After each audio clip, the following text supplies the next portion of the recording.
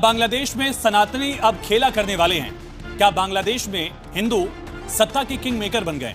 और उससे भी बड़ा सवाल ये, क्या बांग्लादेश में ही सनातनी ही खत्म करेंगे यूनुस की तानाशाही?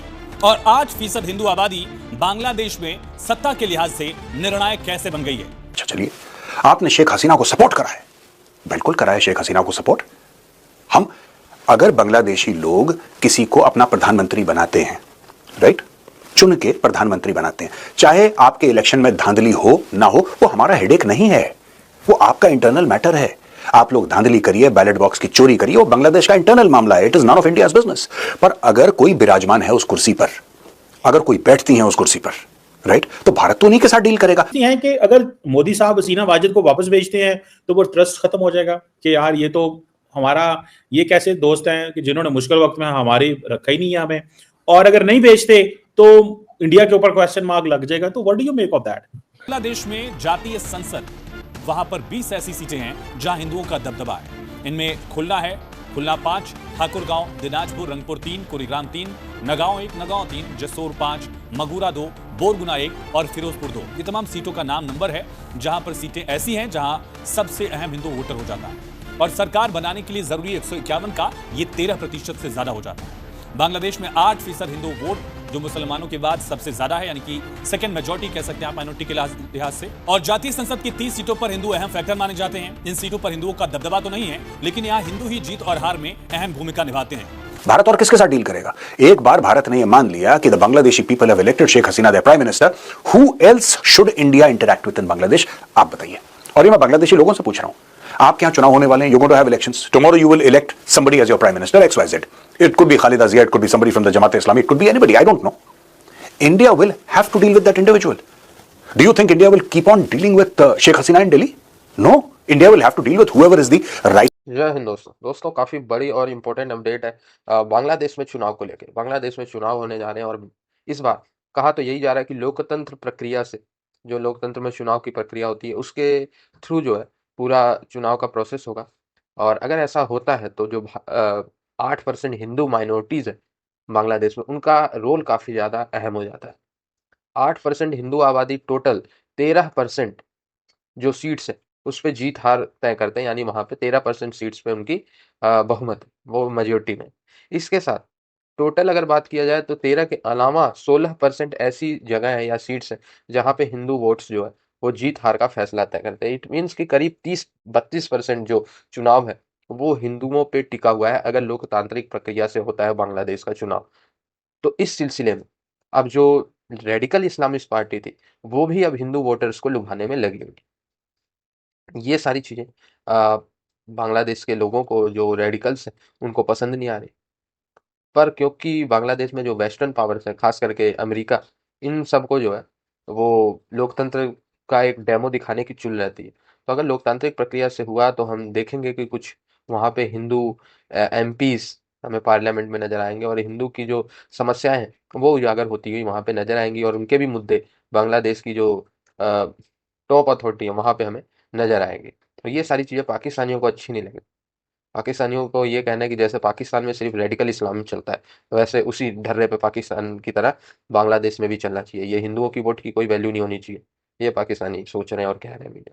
भारत और किसके साथ डील करेगा? एक बार भारत ने यह मान लिया कि the Bangladeshi people have elected Sheikh Hasina their prime minister, who else should India interact with in Bangladesh? आप बताइए।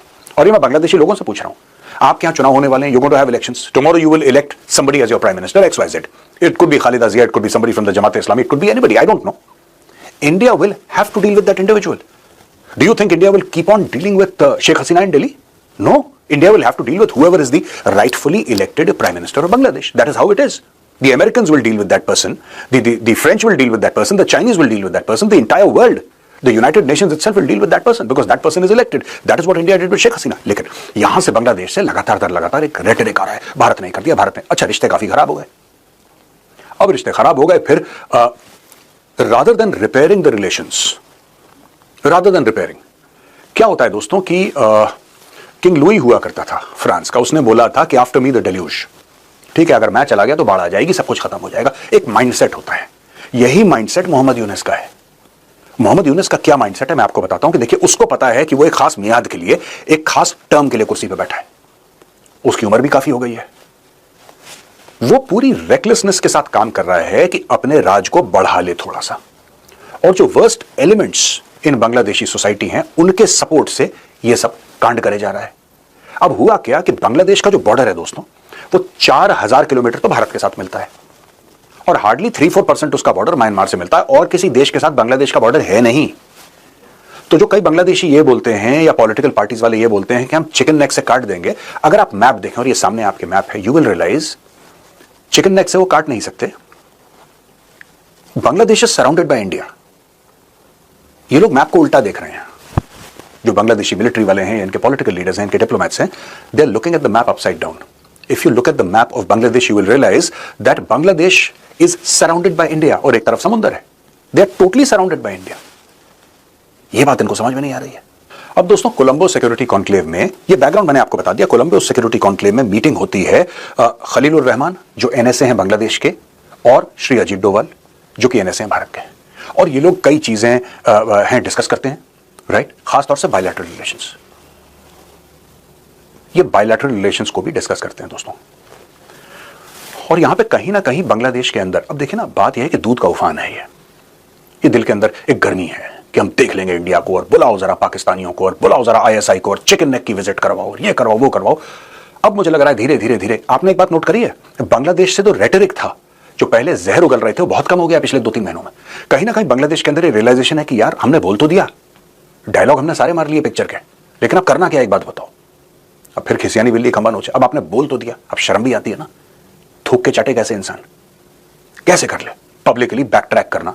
तो आपने फिर कोशिश करी, आपसे मेरी मुराद बांग्लादेश, कोशिश करी चलो आईएसआई वालों को बुलाते हैं, चिकन नेक। क्या कर लेगा आईएसआई चिकन नेक का, क्या कर लेगी पाकिस्तानी फौज, एक कर क्या लेगी, इतना सा बिलांद भरसा मुल्क है।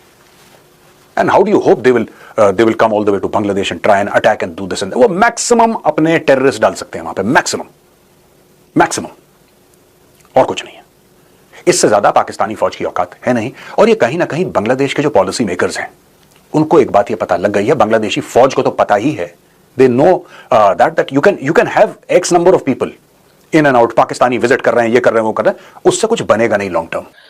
नहीं सर, मुझे नहीं लगता कि अगर नहीं भेजते तो इंडिया के ऊपर क्वेश्चन मार्क लग जाएगा, इसलिए कि वो तो इंडिया की तरफ से मेरा ख्याल अभी तक कोई स्टेटमेंट भी आ चुकी है, और जो कि हर जगह शेयर की जा रही है, और वो एक कानून के मुताबिक ही चलेंगे।